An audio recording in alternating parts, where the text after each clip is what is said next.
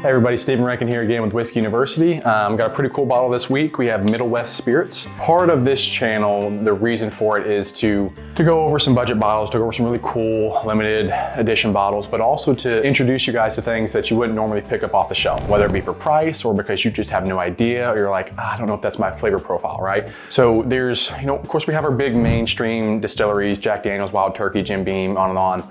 But the craft world it has a lot to offer. It also has a lot to screw you on.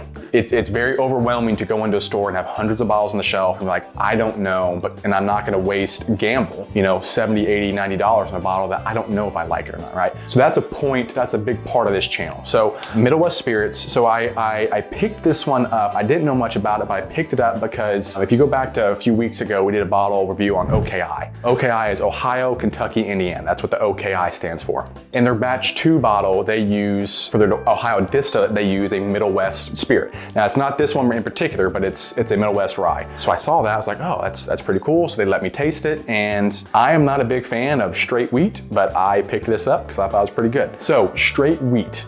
So this goes for straight rye, straight wheat, straight whatever. Just because something says straight does not mean it's 100% of that grain. So a straight rye is not necessarily 100% rye. A straight wheat is not necessarily 100% wheat. Now this one is, okay? This one is 100% red winter wheat from Ohio, grain to glass, right? So this is about 3 years old. It is 92 proof, and it's only $45. So let's go to some flavor notes, and we'll get back to you. All right, so on the color, we had kind of like a soft bronze. And then on viscosity, it's gonna be, honestly for 92 proof, it's not horrible. It's definitely not super low or super high viscosity.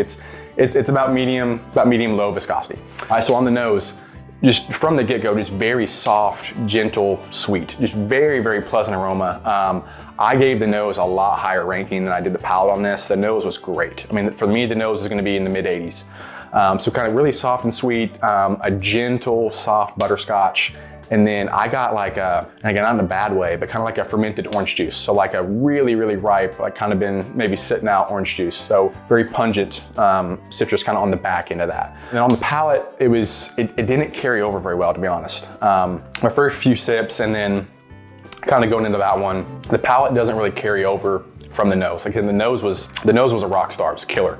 But it's kind of a dry floral, and again, it's not bad. It's not bad, it's just you smell that, you get that sweet nose and you're expecting that to carry over, and it doesn't.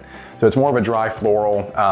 Mouthfeel was just soft. It was just kind of, it didn't coat and linger too long, but it was very gentle, approachable. I would definitely say this is a great beginner bourbon. First of all, because it's a wheat. Second of all, it's low proof, it's cheap. When you're first starting to branch out into stuff, this is a great craft to get into. The finish was pretty deep in the chest, but again, it wasn't bad at all because it's 92 proof. The flavor doesn't linger very long. I'd say this is pretty solid. So I gave it a 65, right? So Middle West Spirits, they make a lot of stuff. I found this at Red Carpet Liquors on 109 in Gallatin. So give this a try and let us know what you want to do in the next review.